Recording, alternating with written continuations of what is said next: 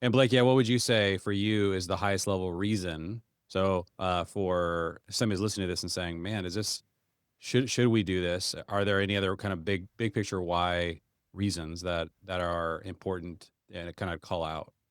Yeah, I think we're in this weird state in human history where in 1950, 1960, something like that, suddenly we got dropped into our laps this new technology called birth control.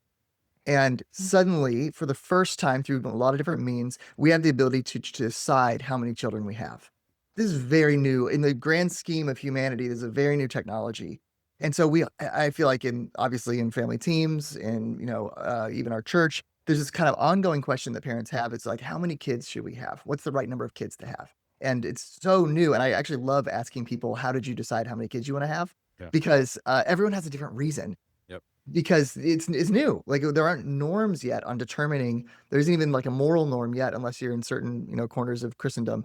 And so, how do we decide that thing? And one of the most often recurring things I hear is it just got too chaotic, Mm. right? Like, it's so much chaos, I Mm. can't handle it anymore. We can't have any more kids. And I think that that's actually real, Yep. that there's a tension between being fruitful, which is having a lot, or I guess or multiplying, which is having a lot, and being fruitful, which is like, okay, is it good?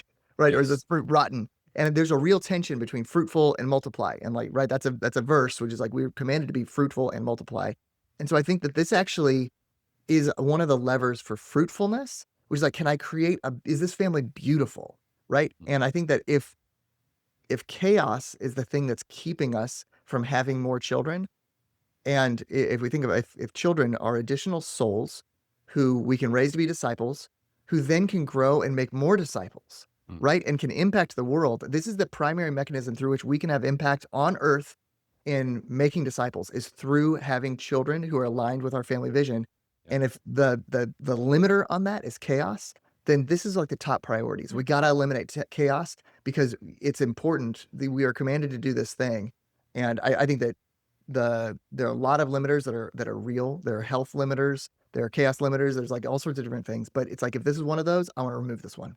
Yeah. And so that's a big motivator for us, and, I felt like I heard from the Lord last summer, right when we were found out that we were pregnant with this guy, Ford, of you gotta either level up or tap out.